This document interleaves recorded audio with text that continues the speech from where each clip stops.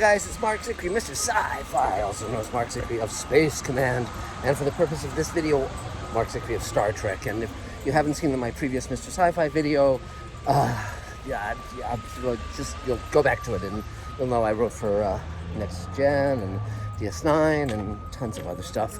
And so last time I gave my review of the first episode of Strange New Worlds, which I by and large I really liked it, and now I'm going to talk about the second episode, and I still really like the show. I think it's got wonderful casting, wonderful visual design, and the fact that the stories are contained in 1 hour just gives everything kind of a zip that really helps it. The character moments are touching and nice. Let's talk about strengths and weaknesses, because in the last one I tried not to have spoilers, but in this one I'll have to, because there's something very core to the plot that I think we'll have to talk about a bit. So here's the thing. I mean, this is basically the prequel to Star Trek. It was the original pilot's characters, and they've added several new ones, and they've put Uhura in there as a young cadet. And it's interesting because, you know, people often talk about how forward-looking the original Star Trek was. And at one point I said to a friend of mine, well, you know, that can be taken with a bit of a grain of salt, because essentially the Enterprise has a black switchboard operator and an Asian chauffeur, you know. And that I was, of course, being facetious, but it did have a certain racist underpinning of the white guys being in charge and so forth. Though in the first pilot, a woman was in charge. She was second in command and very, very much very decisive. And Rachel Barrett was actually great in that role. But now, fortunately, you know, Uhura's character has a lot more to do, and that was basically because of JJ's movie, where he made her a expert on languages, particularly alien languages, and that actually does work. And the actress playing Uhura, I find her likable, but of course the original Nichols, who appears in Space Command and who I met when I was 10 at Star Trek when they were shooting the show, Nichols was just astonishing. She had such dignity and intelligence, and she could sing, and so the scenes of her singing on the Enterprise with Spock accompanying her on the Vulcan lyre or whatever the hell the thing's called, and and she was just beautiful looking, gorgeous, and just so she was the entire everything, intelligent. She could act, and so I like the new actress, but it's a very different vibe, you know. And which is fine. I hope she makes her own niche, and they're clearly trying to find ways to expand these characters in different ways than the original Star Trek did, or the movies, and I think that's a good idea. So in fact, there's a sequence at the opening of this second episode where the captain's essentially putting on a barbecue in his place to invite the new arrivals on the Enterprise, the cadets and so forth, and junior officers, and it's kind of like casual, and I really liked it. I thought it was a good scene. I thought it revealed numerous things, and again, Anson Mount as Captain Pike, and Spock, played by Gregory Peck's grandson, are Ethan Peck, are really, really good, and Rebecca Romijn is, who I believe is married to Jerry O'Connell, who I worked with on Sliders when I was a producer on that show. She seems to be good as number one, and they're establishing her as sort of a confidant of Pike's, and that's good, because in the original pilot, his confidant was, Dr. Boyce, played by the magnificent John Hoyt. But I think having him have a second in command that he does talk to and hang out with after hours and so forth is great. And so all of that is to the good, and the costume design is terrific, the sets, the props, all that stuff is great. But let's get to where there's a weakness, and let's talk about it.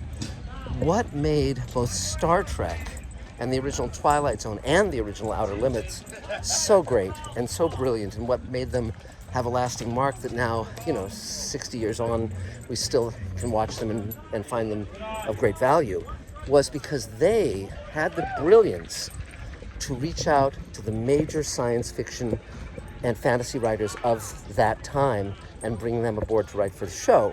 So if you look at the top science fiction novelists and short story writers, and also who had also been trained up in writing TV and movies, you see the same names in the books as you do in the TV show. So you've got Ray Bradbury, Theodore Sturgeon, Jerry Soule, Harlan Ellison, Richard Matheson, Charles Beaumont, on and on and on and on. And yes, thank you very much, guys. I'm in the park, and so as a result, David Gerrold, of course, came up later, D.C. Fontana. But these were writers. The challenge with Star Trek, it's a two-edged sword, because at its best, Star Trek can be profound and comment profoundly on the real world. But in order to be profound, it has to actually have something to say, and not just be being facile or being superficial. It's a problem. So, but the original show reached out to the top science fiction writers of its day, and they delivered shows unlike anything that had ever been seen before on television.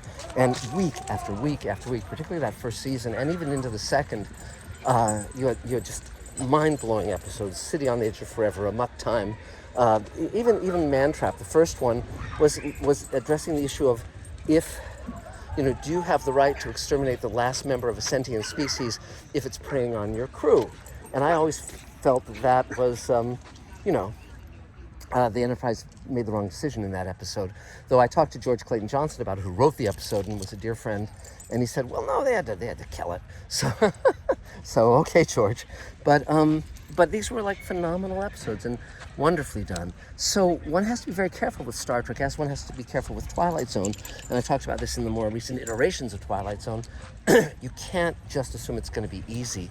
You can't just assume that you can do the same old. And the problem with this episode was, if we look at the plot is basically Enterprise encounters a comet heading for a collision course with a planet with a less developed species on it that can't save itself, and so the Enterprise has to try to save it, and it turns out that this comet has some kind of life form or a sentient machine or whatever the hell it was aboard that can do force fields and so on, and then this ship shows up with these aliens who, I don't know if that was an animatronic alien head or a CG, but it really reminded me of sort of the goofy aliens in Space Precinct, which was a Jerry Anderson show I wrote for, where the aliens were terrific but also peculiar, and but nevertheless. And these aliens are going, well, this is a holy creature for us, and you mustn't interfere with it, and it'll work out fine, and it'll benefit this planet and all this. And our guys are going, well, no, it's going to obliterate that species. And our guys frump around, and they do stuff, and ultimately at the end, and this is sort of like Damon Knight when he defined the idiot plot as being a plot that only works if everyone in it is an idiot. Essentially the gag at the end is, the aliens were right. The comet wouldn't have killed that planet. It would have found a way to avoid that and benefit the people on the planet. And it somehow foresaw that Spock was going to, pull a last minute gag that would alter its course. And so in reality, assuming that it does that every time with every thing it encounters, as it apparently has forever,